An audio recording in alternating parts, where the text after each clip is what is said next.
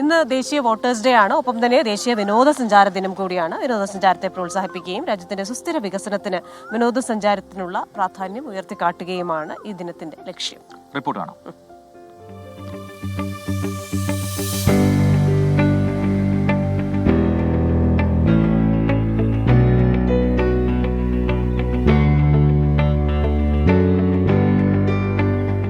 പാരിസ്ഥിതിക വൈവിധ്യവും പ്രകൃതി രമണീയവുമായ ഇടങ്ങളും കൊണ്ട് അനുഗ്രഹീതമാണ് ഇന്ത്യ.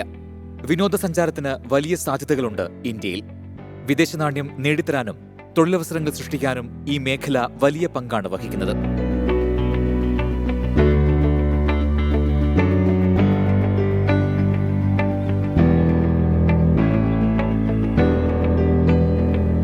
രണ്ടായിരത്തി 2023 1.88 കോടി അന്താരാഷ്ട്ര വിനോദസഞ്ചാരികളാണ് ഇന്ത്യയിലെത്തിയത്.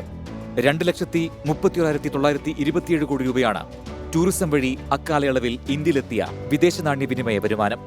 250 കോടി ആഭ്യന്തര സന്ദർശനങ്ങളും 2023 രേഖപ്പെടുത്തി.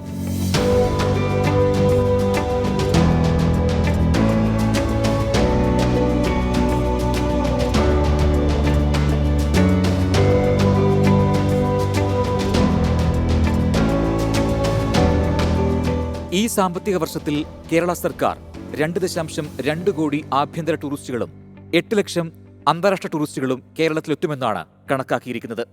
2023 2.1 കോടി ആഭ്യന്തര ടൂറിസ്റ്റുകളും 6.49 ലക്ഷം അന്താരാഷ്ട്ര ടൂറിസ്റ്റുകളുമാണ് കേരളത്തിലെത്തിയത്. 2022 വിനോദസഞ്ചാര മേഖലയിൽ നിന്ന് 35,168 കോടി രൂപയാണ് കേരളത്തിന് ലഭിച്ചത്. കേരളത്തിലെത്തിയ വിദേശ സഞ്ചാരികളിൽ 1-ാം സ്ഥാനത്ത് അമേരിക്കയും 2-ാം സ്ഥാനത്ത് റഷ്യയും 3-ാം സ്ഥാനത്ത് ബ്രിട്ടനുമാണ്. അടിസ്ഥാന സൗകര്യ വികസനത്തിലൂടെയും പുതിയ ടൂറിസം ഉൽപ്പന്നങ്ങൾ പുറത്തിറക്കുന്നതിലൂടെയും നവമാധ്യമങ്ങൾ ഉപയോഗിച്ചുള്ള വിപണന തന്ത്രങ്ങളിലൂടെയും കൂടുതൽ സഞ്ചാരികളെ കേരളത്തിലെത്തിക്കാനാണ് സർക്കാർ ലക്ഷ്യമിടുന്നത്. Research desk 24.